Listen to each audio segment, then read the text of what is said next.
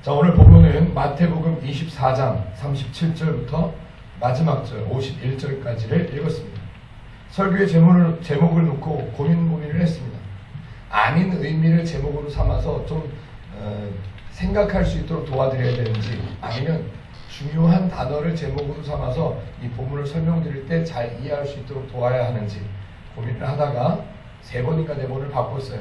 그러다가 결국 인자의 임함, 본문이 설명하고자 하는 주제를 제목으로 삼아보았습니다. 성도분들하고 만나서 이야기를 많이 나눠봤죠.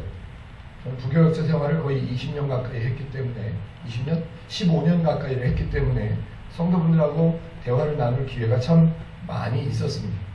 그런데 성경에 대한 이야기로 대화를 나누다 보면, 다른 얘기들 말고요, 성경에 대한 이야기로 대화를 나누다 보면 비슷하게 공통적인 경험담들이 있습니다. 그 경험담 중에 대표적인 것이 뭐냐면, 이 본문을 읽었을 때 이 본문은 내가 알고 있었던 성경 본문이더라는 거예요. 읽어보니까 내가 알고 있던, 많이 들어봤던 본문이야.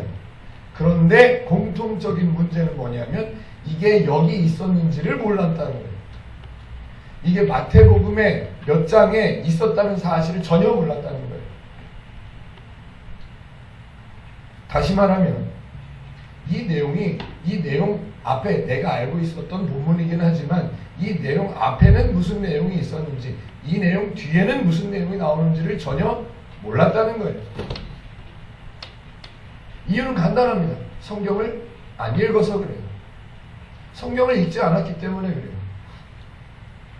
성경을 읽어 놓았더라면 누군가가 한 구절을 설명해 준다 한들 그 한 구절의 앞에는 뭐가 있고 뒤에는 뭐가 있다는 것을 알고 있으면 충분히 그 구절을 설명할 때 바른 이해를 소유할 수가 있습니다. 그러나 대부분 성경의 본문을 접하는 기회들이 본인이 스스로 성경을 읽는 것은 거의 없고 설교나 다른 사람들을 통한 성경 공부를 통해서 읽게 됩니다.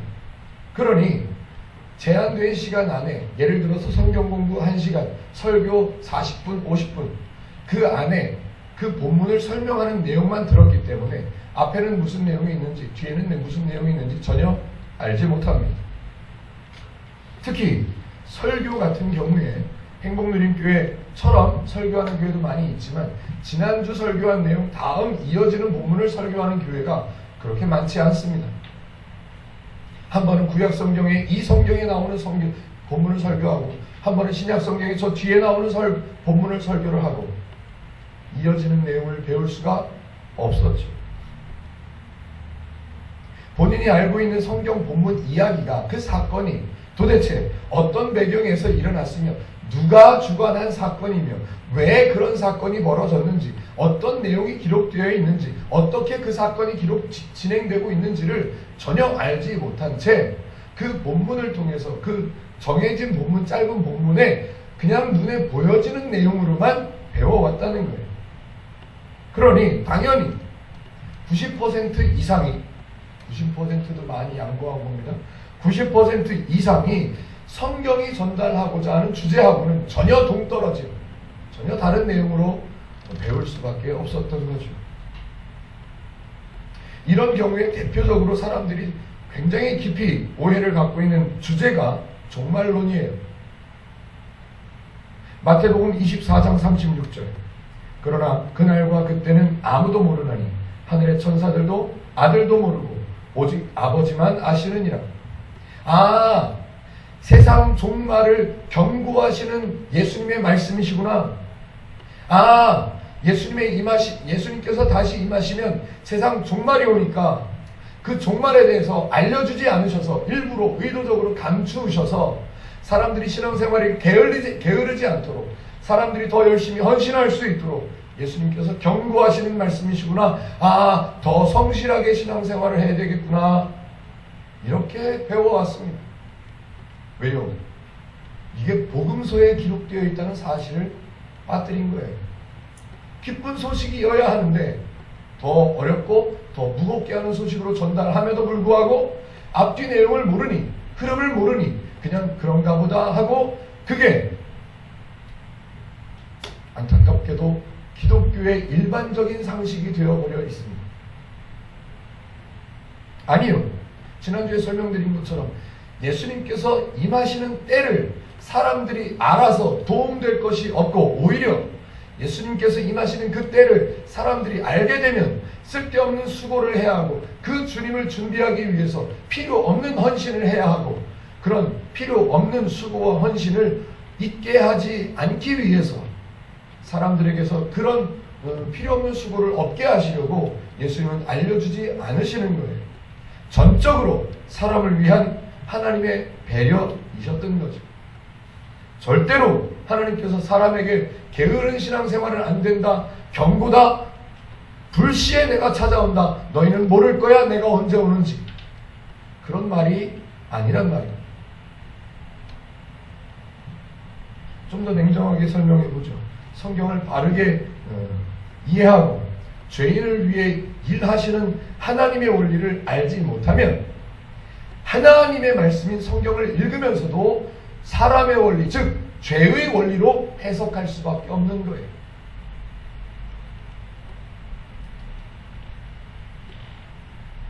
사람들이 늘 궁금해하고 시대적으로 궁금해하지 않은 시대가 없었습니다. 불안해하고 불안하지 않은 시대가 없었습니다. 이 얘기만 나오면, 어떤 얘기요? 세상의 종말. 이 얘기만 나오면 신앙생활을 아무리 열심히 하던 사람들도 주눅이 들고 기가 죽어요. 아, 정말 세상의 종말이 오면 이 정도 신앙생활을 했으니까 구원받을 수 있겠지? 아직 모자랄까? 가봐야 알지. 그래서 늘 시대마다 그런 불안함과 그런 두려움을 갖고 있는 사람들을 대상으로 해서 엉뚱한 종교단체들이 만들어져 왔습니다. 그것을 사입이다, 이단이다, 그렇게 표현들을 하죠. 없었던 때가 없습니다. 없었던 때가. 사실 성경만 제대로 봐도 실제적으로 근거도 없다는 것을 압니다. 직접적인 관련도 없다는 사실을 압니다. 그럼에도 불구하고 두 가지 주제를 억지로 끼워 맞춰서 붙여놨어요. 어떤 의미요? 예수님의 임하심하고 세상의 종말하고를 붙여놨어요. 이것이 같은 것이다 라고 맞춰놨어요.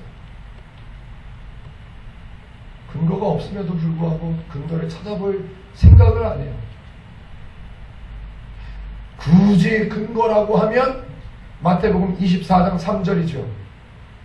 뭐라고 써있는데요? 예수께서 감람산 위에 앉으셨을 때에 제자들이 조용히 와서 이르되 우리에게 이르소서 어느 때에 이런 일이 있겠사오며 주의 임하심과 세상 끝에는 무슨 징조가 있사오리이까? 두 주제가 같은 징조를, 두 주제를 알기 위한 같은 징조를 묻고 있는 거예요. 그러니 두 주제의 주제는 다르지만 그 두 주제의 때는 같다, 이렇게 보는 거죠. 그런데 문제는 이 두 주제를 한 때로, 한 시로 생각하고 징조를 물어본 사람들이 누구냔 말이에요. 하나님을 잘 아는 사람? 복음을 잘 알고 있는 사람? 아니요. 하나님도 모르고 예수님도 모르고 오직 율법주의, 유대교만 철저하게 배워오면서 자랐던 아무것도 모르는 제자들의 입에서 나온 엉뚱한 사고방식이에요. 그런데 그 주제가 지금 이 시대까지 흘러와서 기독교의 정설처럼 되어버려 있습니다. 슬픈 일이에요. 안타까움을 넘어서 슬프고 비참한 일이에요.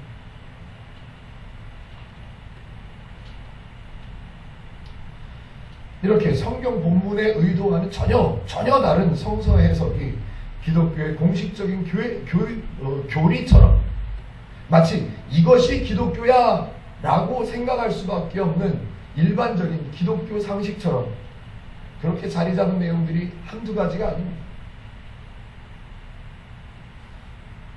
우리가 교회 안에서 행해왔던 종교적 절차나 형식들, 형식도 중요합니다 라는 변명을 덮어놨지요. 포장을 해놨어요.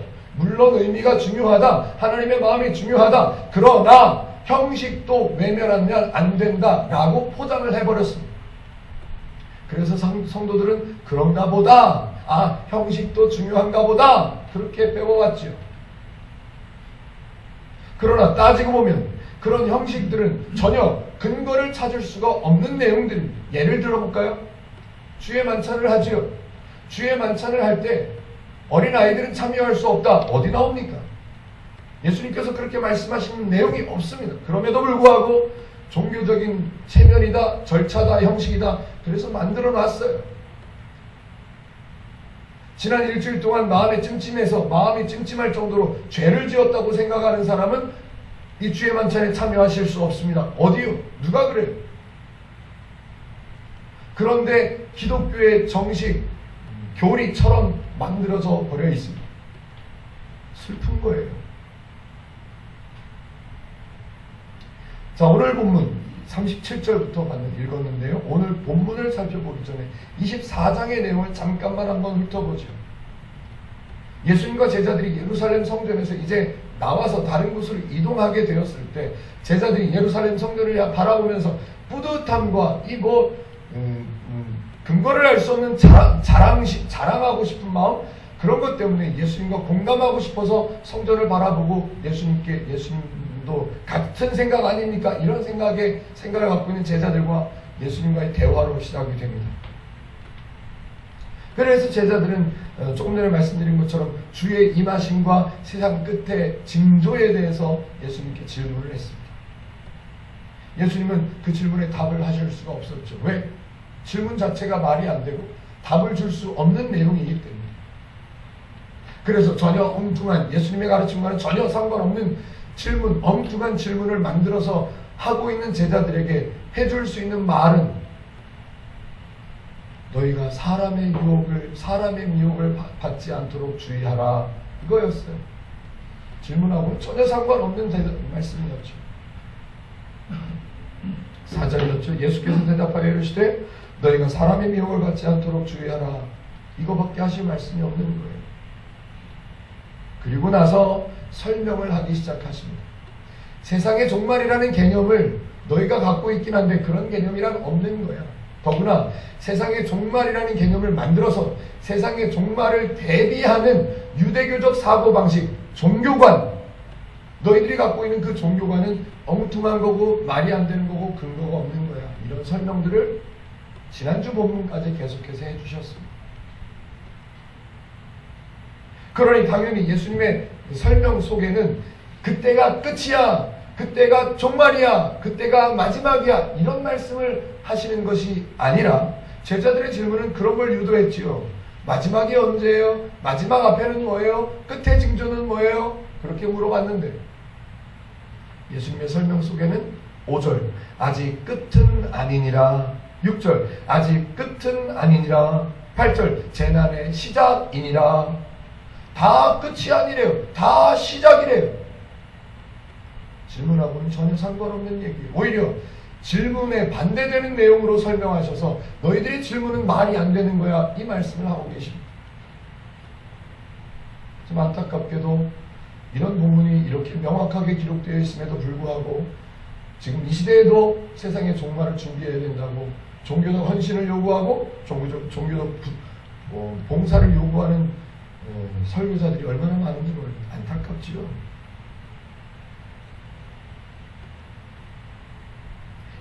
예수님께서는 지금 유대교적 사고방식을, 종교관을 갖고 있는 제자들에게 세상 종말에 대한 그런 개념은 없는 거다. 동시에 세상 종말을 정해놓고 세상 종말이라는 종교적 개념을 만들어놓고 그 세상 종말을 대비하는 여러 가지 방식들을 제시하고 있는 유대교에 대해서 반론을 제기하고 계시죠. 반론이 아니라 야, 이게 말이 되냐? 너도 생각해봐. 말이 안 되지. 아주 쉬운 내용들로 설명을 해주셨습니다. 그 내용들이 앞에 기록되어 있었죠. 16절부터 22절까지의 내용들이 그런 내용들이었어요. 5절부터 28절까지를 읽어보면 세상 끝의 징조에 대한 질문에 제자들의 질문을 바로 잡아주시기 위해서 설명하는 내용이 있었고요. 29절부터는 예수님의 임하심을 설명하십니다.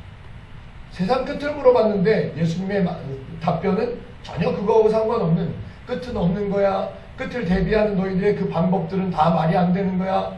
그리고 나서 예수님의 임하심, 엉뚱하게 이 두 개념을 붙여서 설명했지만, 제자들은 붙여서 설명했지만 첫 번째 개념을 아니라고 설명을 하신 후에 예수님의 임하심, 주의 임하심, 이것도 설명을 하는 거예요. 물론 예수님의 설명들을 쭉 읽어보면 굳이 나눌 필요가 없어요. 나누어지기가 오히려 애매할 수도 있습니다. 그러나 이해를 돕기 위해서 나눠서 설명하자면 그런 거예요. 예수님의 임하심을 29절부터 설명하십니다. 32절에 무화과 나무의 비유도 마찬가지였습니다. 무화과 나무 잎이 마를 때가 되면 종말이 다가오는 거니까 너희들은 주의해라, 이 말이 아니었어요. 세상 종말에 대해서는 설명을 끝내셨어요. 그 개념이 없는 거야. 그런 걸 준비한다는 말도 말이 안 되는 거야. 말씀을 하셨어요. 그리고 나서 예수님의 임하심은 이런 거야 라고 설명하는 내용이 시작되는 거예요. 예수님의 임하심은 아무도 알 수가 없는 거야.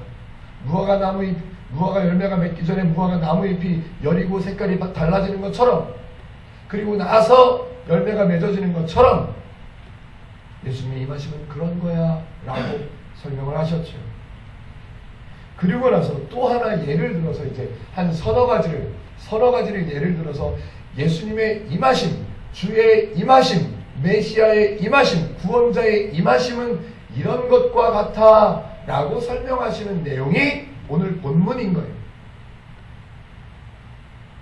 미리 말씀드렸던 것처럼 오늘 읽은 본문도 전혀 앞의 내용과 동떨어진 내용이 나오는 게 아니에요.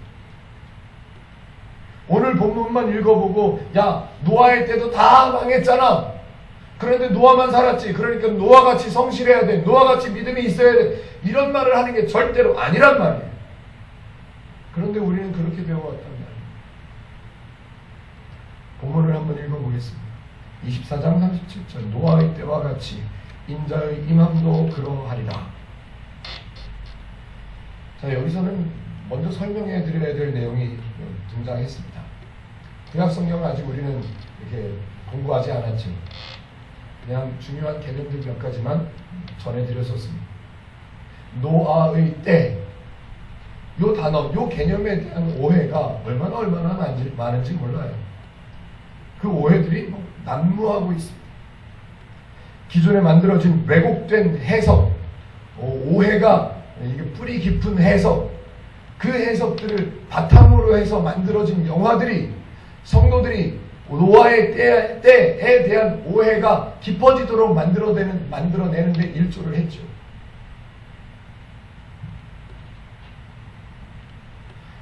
오늘 본문을 읽었던 것처럼 본문에는 노아의 때, 단순히 그렇게 기록되어 있어요.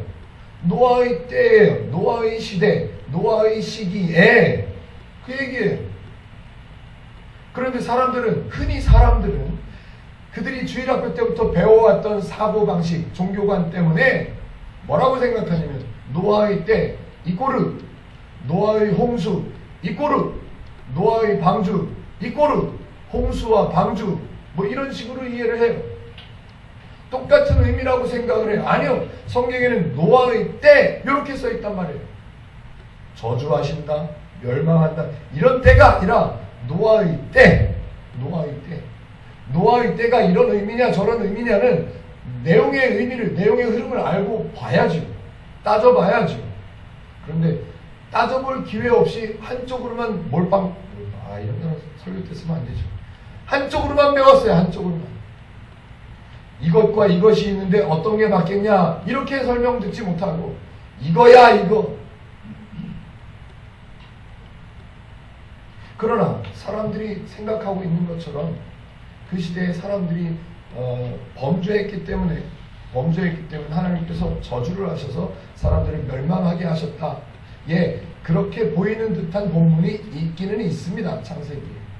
그러나 그 재난의 원인을 구체적으로 하나님의 저주라고 볼 수 있는 근거가 사실은 없습니다. 사실은 그런 근거가 없어요. 하나님께서 전에 한번 잠깐 설명을 드렸었는데 사람들에게 책임을 돌리지 않고 싶어 하시는 하나님께서 스스로 오히려 뒤집어 쓰시려고 표현하신 구절들은 있습니다. 내가 벌을 주는 거야. 알겠니? 너네가 잘못한 게 아니라 내가 벌을 주는 거야 라고 뒤집어 쓰는 듯한 표현들은 있습니다만 구체적으로 하나님께서 사람들에게 저주하셔서 홍수가 나게 하셨다는 근거는 없습니다. 단지 하나님이 어떤 분이신지, 하나님이 어떤 원리를 갖고 계신 분인지, 하나님이 어떤 일을 하시는 분인지, 하나님의 일하시는 방식은 어떤 방식인지, 하나님께서 말씀하시는 의도는 어떤 의도를 갖고 있는지를 전혀 배우지 못한 사람들, 좀 냉정하게 표현하면 죄의 원리를 갖고 살아가는 사람들이 성경을 읽고 하나님께서 벌 주셔서 멸망하게 하셨대, 그렇게 그냥 받아들여 버린 거예요. 예를 들면 이런 거예요. 성도들이, 교회를 열심히 다니는 성도들이 운전하다가 사고를 당해요. 우리 얘기는 아니고요, 옛날 분들 얘기라고 칩시다. 성도들이 운전하다가 사고를 당해요. 그러면 뭐라고 생각해요? 내가 기도 생활을 열심히 하지 못해서 하나님께서 채찍질 하시는구나. 예. 옛날에 제가 어렸을 때는 다 그렇게 생각했어요. 다. 왜? 교회 가서 물어보면, 교회 목사님한테 전화해서 사고 났어요 라고 말하면 잠깐 위로해놨다가, 잠깐 그때만 위로했다가 나중에 뭐라 그래요? 그때 왜 사고 났는 줄 알아요? 신앙생활이 부족했잖아요. 알죠? 집사님 스스로가 알죠? 신앙생활 열심히 못한 거. 당연히 찔리죠. 그러니 하나님한테 하나님께 책임이 돌아가는 거예요. 내가 운전하다가 사고 난 것은 누구 책임이다? 하나님 책임이다. 하나님의 주권이다. 하나님의 명령이다. 하나님의 저주다. 이렇게 가는 거예요. 교통사고는 누가 잘못해서? 운전자가 잘못해서, 아니면 다른 운전자가 잘못해서, 아니면 기계가 잘못해서. 내가 기도 생활을 적게 한다고 하나님께서 나에게 벌을 내리시는 분이라면 나는 안 믿어. 믿어도 맞고 안 믿어도 맞아. 그럼 뭐 하려고 믿어? 믿는 사람 맨날 교통사고 나서 죽는 사람도 있고, 사고 나는 사람 많고, 망하는 사람도 많아요. 안 믿어도 잘 되는 사람 많고, 좋은 사람 많고, 사고 안 나가는 사람 많아요. 뭐 하려고 믿어? 뭐 하려고?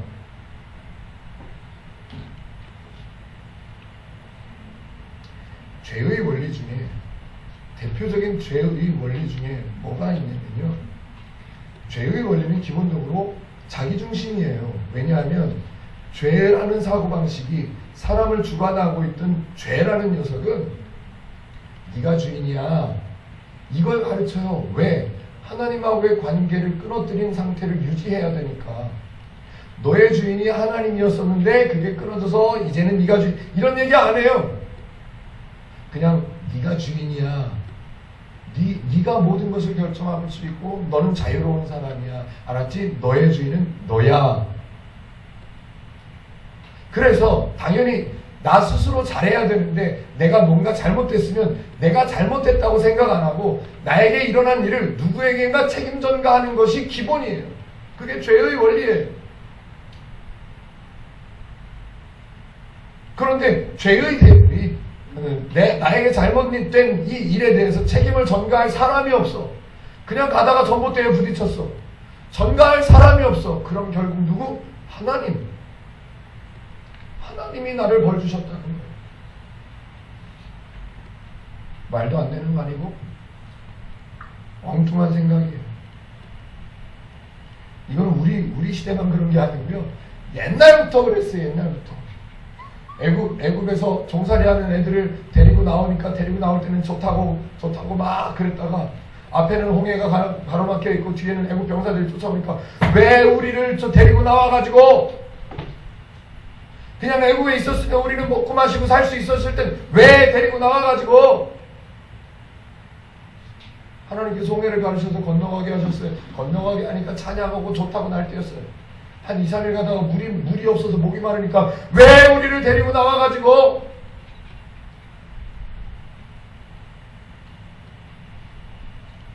어린아이가 있어요. 어린아이가 칼을 갖고 놀고 싶다고 칼을 달래요. 부모님이 칼을 갖고 놀게 해요? 안 하죠. 얘야, 칼을 갖고 놀면 안 된다, 알았지? 라고 말했어요. 그러나 부모님의 말씀을 거역하고 이 아이가 칼을 갖고 놀다가 손을 다쳤어요. 피가 나요?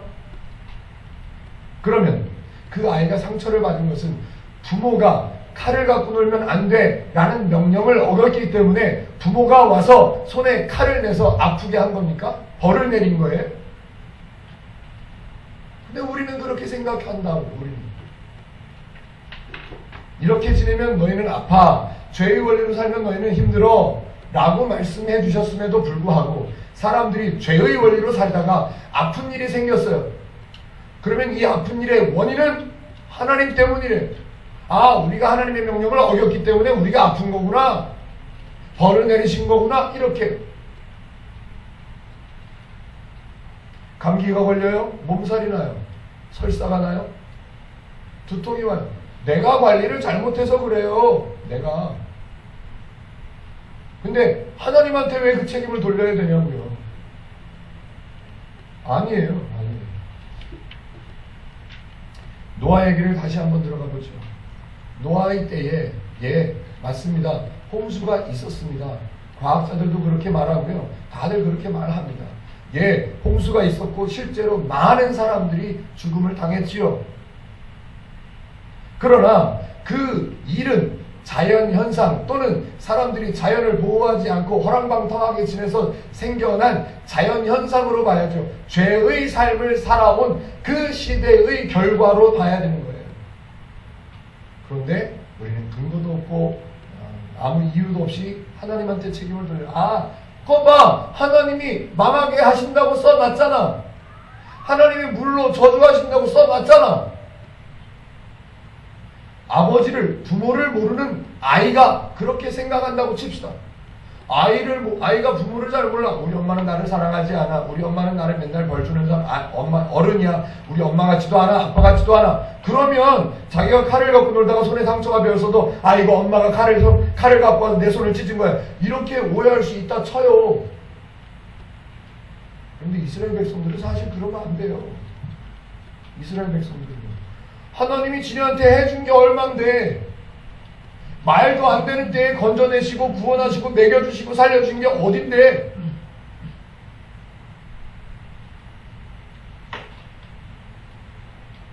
노아의 때를 읽고 우리는 오해하면 안 돼요. 잘 들어보세요. 노아의 때에, 노아가 살던 시대에 사람들이 하나님을 다 잊어버리고 죄의 원리로만 살아서 많은 어려움들이 있었지요. 예, 그 결과로, 죄의 결과로, 죄의 원리로 살아온 결과로 자연이 훼손되었든지 아니면 자연스러운 자연현상이었든지 홍수가 났어요. 사람들이 다 죽게 되었지요. 사람들이 죽게 되는 것이 당연한 결과였어요. 그런데 다 죽게 되는 것이 당연한 결과인데 하나님이 사람을 구원하시려고, 하나님이 사람을 살려내시려고 노아의 가족을 건져내시는 거예요. 모든 짐승들도 건져내시는 거예요. 각도를 달리해서 생각해 봅시다. 많은 사람들에게 하나님의 메시지가 전달이 되지 않았을까요? 노아가 그 말을 안 했을까요? 사람들에게? 너희들은 죽게 될 거야, 이리 들어와, 말 안 했을까요? 말하지 못하게 하셨나요? 사람들은 안 듣는데 하나님이 짐승까지도 건져내세요. 짐승을 건져내시는 하나님께서 사람을 내버려 두셨겠냐고요. 하나님을 거절한 사람들의 결과였던 거죠. 다시 말하면 노아의 때는 저주의 때가 아니라 멸망당하던 시대에 구원하신 때예요. 짧게요, 노아의 때 이꼬르 구원의 때인 거예요. 사람들은 홍수의 시기도 알 수 없었고 홍수의 규모도 몰랐고 홍수를 대비할 수 있는 기회도 전혀 없었습니다. 그런데 딱 한 가지 기회가 있었는데 하나님이죠. 미친 사람처럼 보이는 노아가 산 꼭대기에다 어마어마한 배를 만들고 있어요. 다 쳐다봤겠죠. 물어봤겠죠. 노아가 설명했겠죠. 미친 사람으로 취급했죠. 사람들은 그냥 평범하게 지냈던 것뿐이에요. 홍수가 언제 올지 몰랐단 말이에요. 자기네들에게 죄의 결과가 자연 재해의 결과가 자기네들에게 언제 올지를 모르고 있었단 말이에요. 마찬가지로 예수님의 임하심은 그때와 같이 모른다예요. 홍수로 사람들이 멸망하고 아프고 죽고 다행인 노아만 살아났대. 그 얘기가 아니라 노아의 때를 가져오신 이유는 노아의 때 사람들이 홍수를 알아보지 못했던 것처럼 예수님의 임하심도 모른다. 이 얘기를 하는 거예요. 이 얘기를. 그런데 사람들은 오늘 본문을 읽고 뭐라고 해요? 종말에는 믿음을 신실하게 가져야 되는구나. 더 열심히 헌신해야 되는구나. 왜? 노아의 때 멸망했던 얘기를 갖고 오셨잖아. 잘못하면 죽는다 그 얘기지. 이 정도로 신앙생활해서 되겠어? 말이 되잖아요. 앞뒤 내용을 다 잘라내면 말이 되잖아요.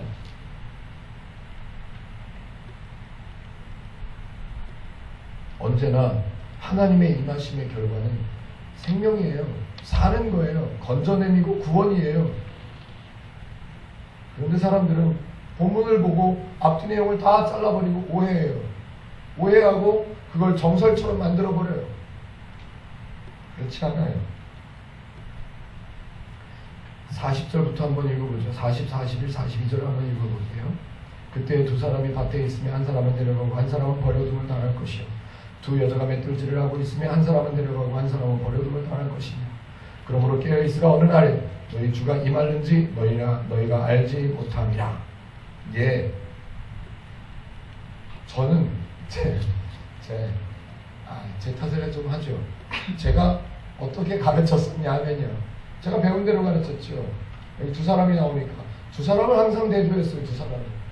두 사람을 대조해서 자 봐라. 한 사람은 데려감을 받고 한 사람은 버려둠을 당한다. 우리는 어떤 사람이 되어야 되겠느냐? 이런 식으로. 그래서 데려감을 받은 사람이 어떻게 살았겠느냐? 유추해내죠. 성경에 없는 내용을 막 만들어요. 이 사람이 신앙생활을 잘했고 기도생활을 잘했고 헌신하는 생활을 잘했어. 그러니까 하나님께서 데려가심을 받은 거야. 반대로 버려둠을 당한 이 사람은 신앙생활을 했겠니 안 했겠니? 아이들한테 그렇게 가르쳤어요. 지금 그 아이들을 만나면 저는 쥐구멍을 찾아야 돼요. 두 손 두 발 싹싹 빌어야 돼요. 내가 헛소리를 했었다 이렇게.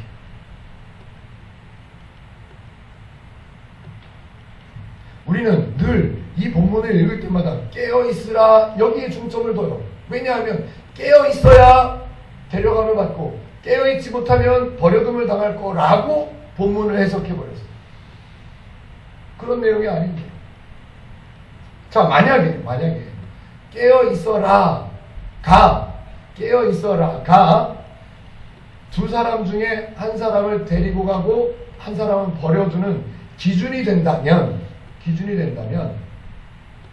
40절과 41절에 데려감을 받는 사람과 버려둠을 당하는 사람의 구분이 명확하게 나와야 됩니다. 맞잖아요.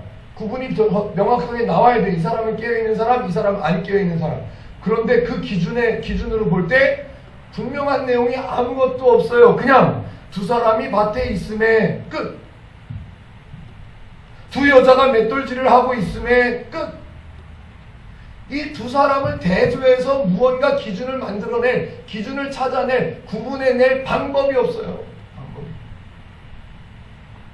다시 말하면 그 얘기가 아니라는 말이에요. 지금 그런 내용을 말하는 게 아니란 말이에요. 그런 내용을 말하는 게. 지금 한번 제가 여쭤볼게요. 오늘 본문의 주제가 뭐라고요? 인자의 오심이에요. 인자의 오심. 너희들은 깨어있으라 이게 주제가 아니라고요. 잘못하면 버려둠을 당한다 이게 주제가 아니에요.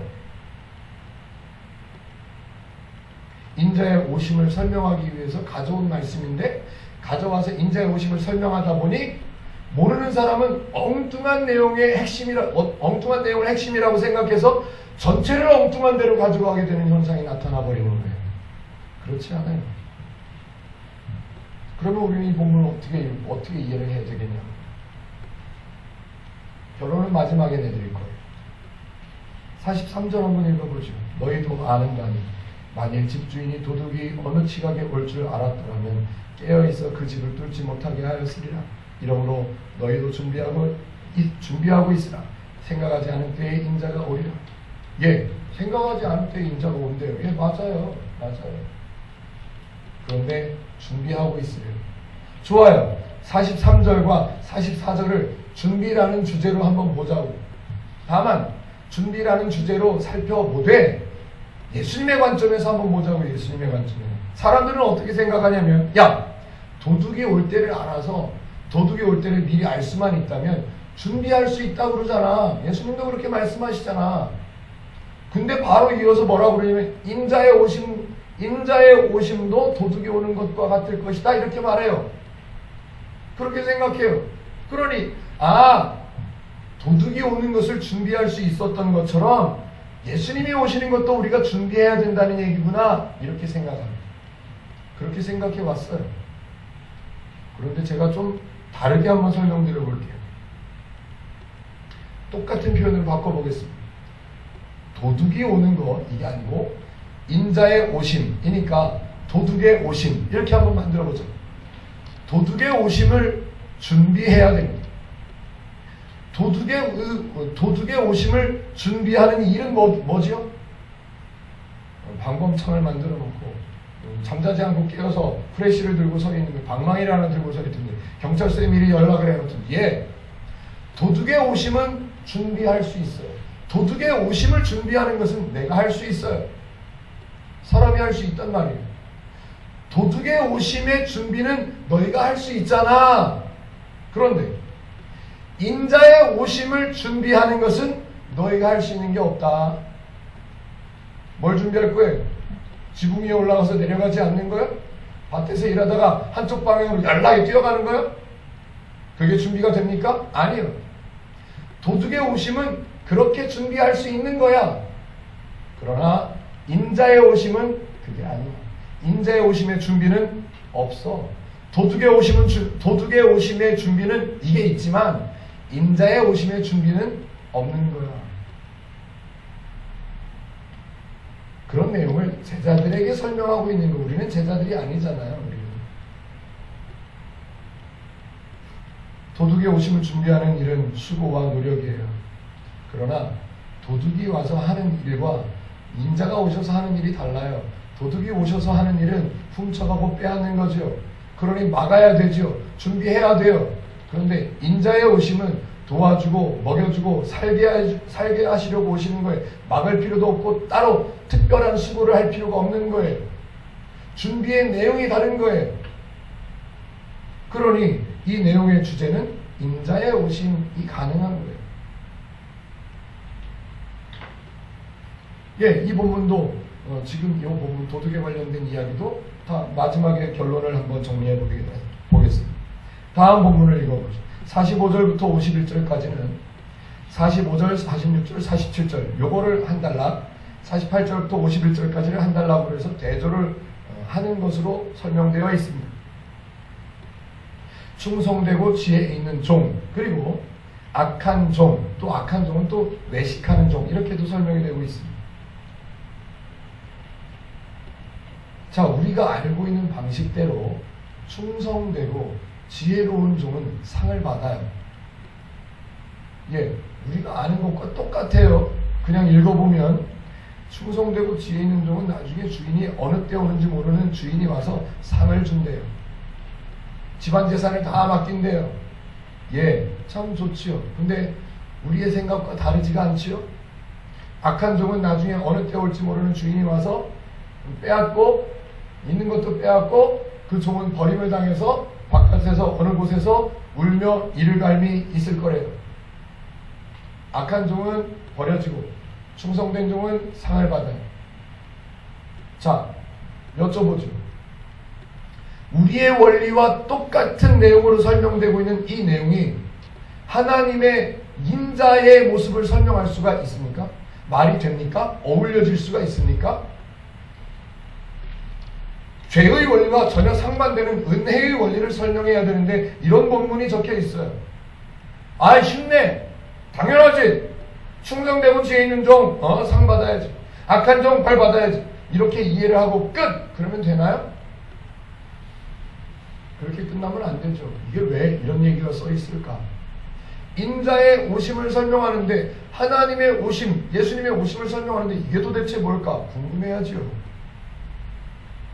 궁금해야죠.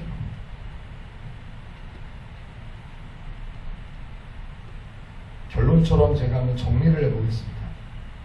38절, 39절 먹고 마시고 장가들고 시집가던 사람들, 또 40절, 41절 데려감을 받는 사람, 또 버림을 당하는 사람들, 다 같은 맥락으로 볼 수 있습니다. 아주 어렵지 않아요. 어렵지 않은 내용인데 우리가 굳이 우리 식대로 해석을 하려니 앞뒤가 꼬이고 말이 안 돼서 어려워지는 거예요. 상황을 정리하죠. 예수님께서 아무것도 모르는 제자들에게 설명하는 거예요. 우리는 다 알고 보니까 다른 방향으로 이해가 될 수밖에 없지요. 그런데 제자들은 아무것도 몰라요. 딱 인자의 오심만 설명하고 있는 거예요. 제자들에게. 다시 말하면 예수님은 그리스도로 오시는 거예요. 그리스도가 뭐죠? 죄를 없게 해서 죄인을 건져내시는, 죄인을 구원하시는, 죄인의 신분을 의인의 신분으로 바꾸시는, 구원받지 못한 상태에 있는 사람을 구원받은 상태로 신분과 상태를 바꾸는 하나님으로 오셨단 말이에요. 그러니 하나님의 입장에서는 충성된 사람과 악한 사람을 구분하실 필요가 없는 거예요. 굳이 표현하자면 모두가 악한 종인 상태에 오셔서 모두가 칭찬받는 종으로 만드시려고 오신 분이세요. 그분이 말씀하시는 거라고. 그분이.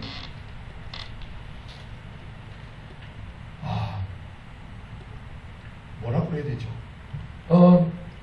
죄인들밖에 없어요. 근데 이 죄인들을 나는 분명히 의인으로 만들 수 있는 능력과 성공 확률 100%를 가지고 왔어요. 그런데 의인과 죄인을 설명을 해요. 의인은 상 받을 거고 죄인은 벌을 받을 거야 라고 설명을 하시는 분이 그분이에요. 다 의인으로 바꿔 놓으실 거예요. 자신 있어요. 그러면 죄인 얘기를 귀담아 들어야 될까요? 의인 얘기를 귀담아 들어야 될까요? 의인으로 만드실 분이 의인은 상을 받는데, 그럼 나는 상을 받는 게 당연하네. 당당해야죠. 그런데 하나님이 누군지를 모르면, 예수님이 어떤 능력을 가진지를 모르는 사람이 들으면, 아이고, 충성된 종만 상 받고 악한 종은 버려져서 울며 일갈미 있겠네. 아이고 무서워라. 잘해야 되겠다. 이거는 어려운 내용이 아니에요. 사실은 이거는 마치 코웃음을 쳐도 될 만큼 아주 간단하고 우리에게는 전혀 부담이 없는 내용이에요. 왜? 우리는 당연히 이쪽이에요. 이쪽.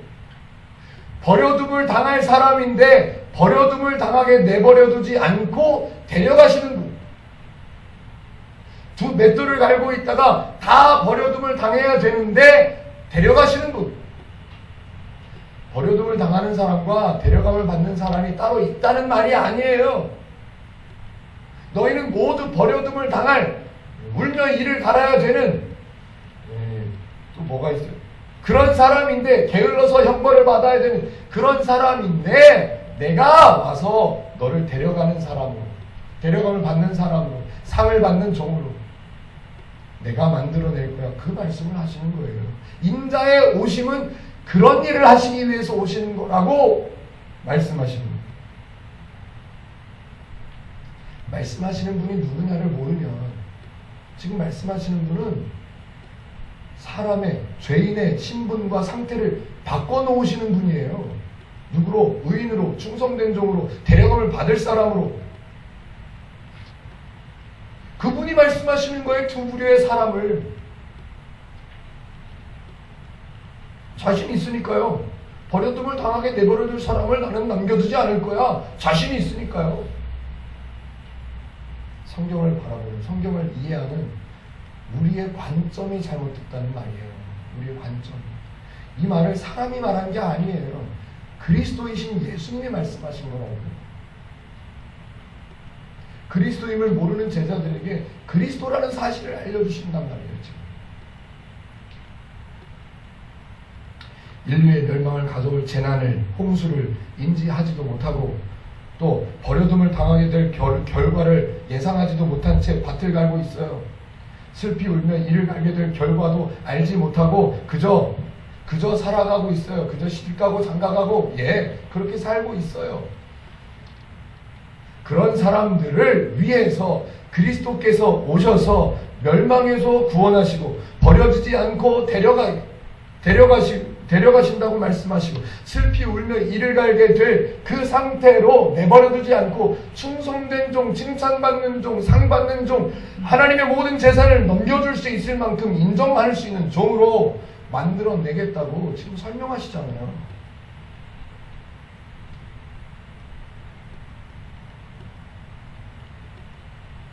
좀 이해가 되시는지 모르겠습니다. 사람들은 하나님을 믿든 하나님을 뭘 믿지 않든 간에 사람들은 누구나 먹고 마시는 일을 위해서, 먹고 사는 문제를 위해서 수고를 합니다. 다들 하는 수고예요. 다들. 그러니 제 목이 이렇게 됐잖아요. 제가 내려가서 다른 얘기 못했죠. 에스더 얘기 좀 해줬습니다. 에스더 1장부터 끝까지를 재미있게 주일학교 아이들이 재미있게 해주고 결론을 뭐라고 할게요? 이건 에스더가 중요한 게 아니라 하나님을 잊어버린 이 백성들도 하나님이 잊어버렸고 하나님을 몰랐고 하나님을 거절하는 이 사람들임에도 불구하고 이런 상황에서 하나님의 백성임을 보여주시기 위해서 얘네들을 살게 하시는 것, 그게 에스더예요. 이렇게 얘기한 것밖에 못해요. 더 이상 말을 못했어요. 그런데 사람들은 어쨌든 누구나 먹고 사는 문제를 해결하기 위해서 일을 해요. 수고하죠. 좀 더 행복하고 싶어서. 근데 살다가 어려움을 당하면, 인생에 어려움을 당하게 되는 사람들은 힘이 빠지죠. 왜? 끝을 몰라요. 나의 끝이 어떻게 될지를 모르잖아요. 끝에 어떤 상태가 될지 다 모르잖아요. 그러니 어려움을 당하면 좌절하는 거예요. 낭망하는 거예요. 그런데 안타깝게도 제가 성도 얘기를 해야 되는데 안타깝게도를 붙여야 돼요.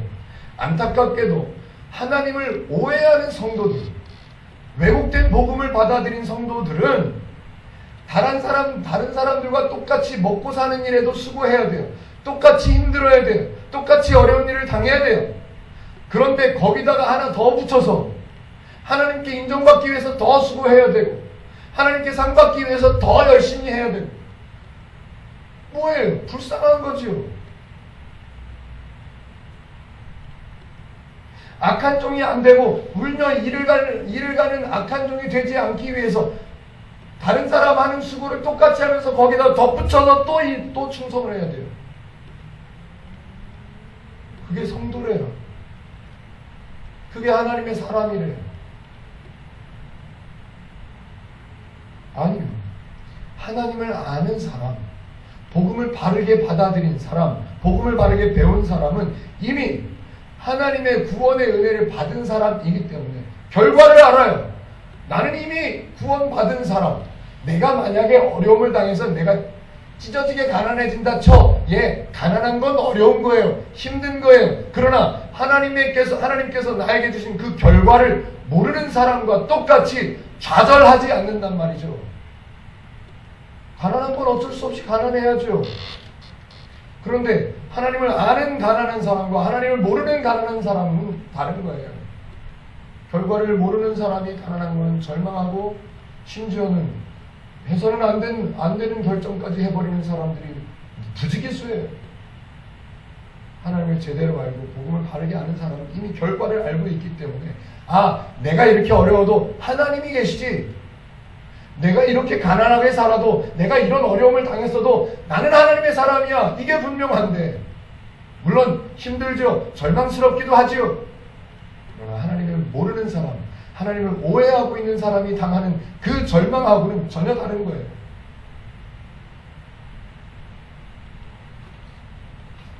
하나님을 알지 못하고 복음을 오해하면 복음서를 읽었는데 무거워져요. 복음서를 읽었는데 두려워져요. 복음서를 읽었는데 악한 종이 되면 안 되겠다. 이거 무섭다. 그게 복음서예요? 아니에요. 하나님의 말씀 성경을 바르게 배운다는 것은 어마어마하게 중요한 거예요. 교회 건물을 짓고 성도들이 많아지는 것보다 저는 개인적으로 한두 사람이라도 복음을 바르게 배운다는 것은 훨씬 더 중요한 가치가 있다고 생각합니다. 그러니까 지금까지 견디고 있지 않겠습니다. 저와 여러분은 성경이 말씀하고 성경이 약속하신 대로 성경의 결과대로 하나님의 일하심을 설명해 놓은 그 결과대로 저와 여러분들은 이미 성도예요. 예수님의 말씀에 충성된 종, 악한 종 나오면 우리는 무조건 충성된 종 얘기만 들으면 돼요. 아, 악한 종이었을 때는 저런 결과를 당할 수밖에 없었겠네. 아이고, 그냥 가볍게 생각해요. 나하고는 상관없지만 저렇게 될 수도 있었겠구나. 아이고, 저랬으면 안 됐지. 나는 이미 이쪽이야.